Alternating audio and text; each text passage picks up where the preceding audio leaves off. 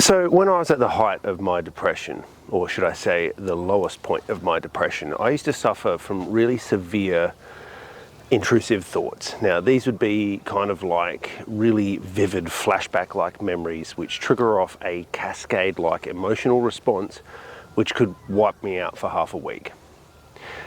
But what if I told you that it's possible to control both the severity and frequency of these? Well, that's what we're going to explore today with David Richo's triggers. Let's check it out.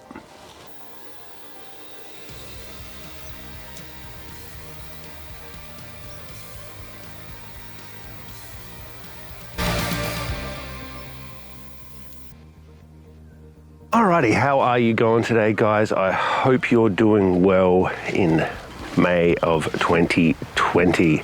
Now that we've got the election behind us, hopefully we can get to moving forward. So today we're talking about David Richo's triggers. And first and foremost, I want to say that I absolutely loved this book. This is probably one of the better ones I've read recently, as it had direct connection to what I went through at the worst time of my depression. Okay, so David Richo is a psychologist and psychotherapist from the States, and he studies emotional cascade responses. So what is an emotional trigger? We all get them. Some of us get them much more severely than others. But this is an upwelling of a primal, deep-rooted physiological response that is burnt into us down to the genetic level. A commonplace trigger is feeling grief after you've lost someone close to you. It's a completely and 100% natural response. And for most people, it's actually completely outside of our control. Like I said, it is buried as such a deep physiological response that it's basically akin to the fight or flight response seen throughout the animal world. It's more an instinct than an actual thought process.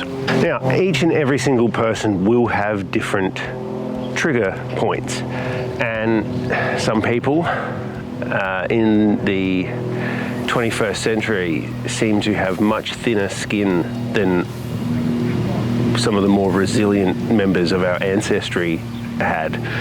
And as you know, we've been coming into the 21st century, from probably about, 2010-ish onwards, we started hearing the word triggered and things like the need for safe spaces in places like universities, which I've always found kind of a bit of an oxymoron, or it's a huge conflict happening there, because when you go to university, you're going there to learn and to have your own thoughts challenged. So a safe space for a uni kind of is, well, you going there to be broken out of your comfort zone. The late George Carlin had this bit of a joke skit about how language is becoming softer as time goes on. So we don't say shell-shocked anymore, it's PTSD. And for some reason we live in this world where words that need to convey weight and severity, people are kind of getting offended by them.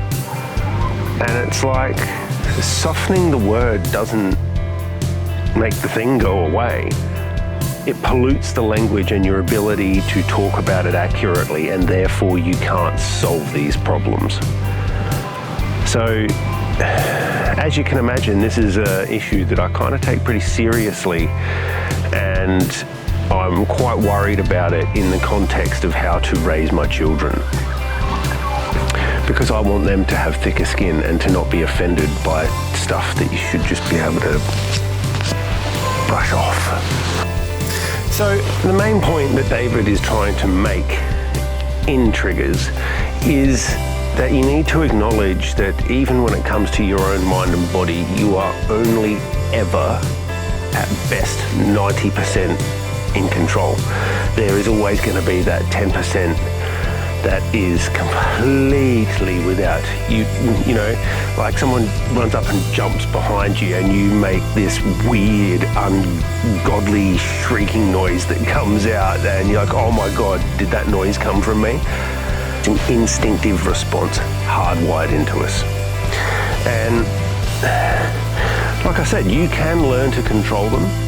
It's mainly through mindfulness, right? And essentially, you can go about it two ways. Both approaches have validity to them. One is to acknowledge what your triggers are and avoid them like they're the Black Plague. I have tried this method and I don't think it's a particularly successful one, because eventually, like I said, you can't control everything and you will eventually run into a situation where you're going to be triggered, and it's gonna, the more you kind of push it back and try to avoid these things, like repressing them, eventually it's going to erupt out of you and it's going to be catastrophic. So I don't recommend that method, but you know, time and place, you might be able to get it to work. The other method that David talks about in here, and it's one that Pema Cordon has spoken about, as well as Sam Harris. And essentially, that is to acknowledge where your trigger points are, what sets them off, and to actually kind of immerse yourself in that emotion, right? To get so comfortable with that feeling that it can no longer trigger you. And yeah, this is possibly one of the better mental health books, because it's very, very specific and targeted. There's quite a few mental health books recently that have been very, very broad and wide sweeping, and I don't know, they lose some of their punch because they're aiming too wide.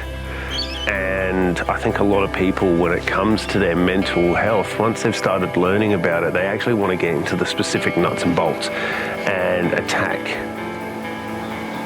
one specific part of themselves.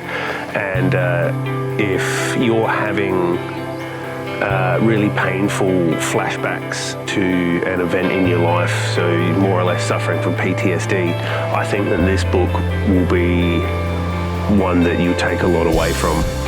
So one of the great lines in David Richo's work here, triggers are ourselves bullying ourselves over unresolved experiences. And I think that's really true. When I was deepest in my depression, when I first started hiking, I would have the triggering thought, which would really destabilize me. Like I said, it would kick off, I'd have the thought / memory, and then it would kick off a cascade of emotional responses, but then it would actually trigger off this weird feedback loop where I'd start getting angry at myself for feeling sad about it. So you end up going in this kind of response of feeling angry to feeling sad to feeling angry, feeling sad, and it kind of, like I said, it has the possibility to wipe me out for days. And this is kind of what led me to the worst parts of my addictive tendencies. It's essentially, once I got into one of these modes of thought, I would do anything I could possibly do to numb myself out and stop that cascade from continuing. And unfortunately, the first thing that I turned to was drugs. And as you can imagine, that's an extremely toxic way of dealing with things. David lists off some of the really most common things that trigger his patients that when they've come to see him. Some of those are, but not limited to, feelings of self-consciousness, feeling shame based on the status of other people and where their lives are at. So it's kind of like a comparative self-shaming. I know social media is doing this to lots and lots of people at the moment. So again, I'm not really sure that we were ready for being able to be connected directly with a couple of clicks to every single other person on the planet. I've heard it said that at most over your lifetime, you might be able to track and meet and remember about 1,500 people traditionally. And now it's blown out to possibly several billion, which is a bit of an issue. Like if you're someone who gets jealous of other people's status, I wouldn't follow people like the rich and famous rock stars and movie stars and things like that. Another one is being discounted and disrespected. I think that's a common workplace one. Being kind of belittled by your work peers is always a really disgusting feeling. Being slighted, someone acting as if you were not there. I've definitely felt that from people I thought that were my quote unquote friends. I think that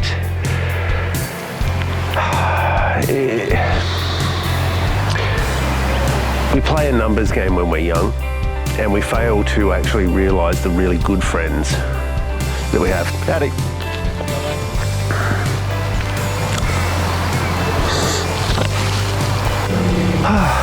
Alrighty guys, it's time to wrap this one up. Have you read David Richo's Triggers? If you've got someone in your life that's going through the ringer and having a really tough time dealing with their emotional state at the moment, or whether you've got depression yourself, I very, very highly recommend this one. It's written in a very, very straightforward and it doesn't get bogged down with psychobabble like a few of these mental health books do. So I really, really appreciated this one, and I think that you will too. So yeah, if you have read this one, I want to talk to you about it in the comments below. If not, I very highly recommend it. And yeah, I'll see you next time. I'm Nathan. This has been Walk It Off. Go outside, get better. Be awesome, guys. See you next time.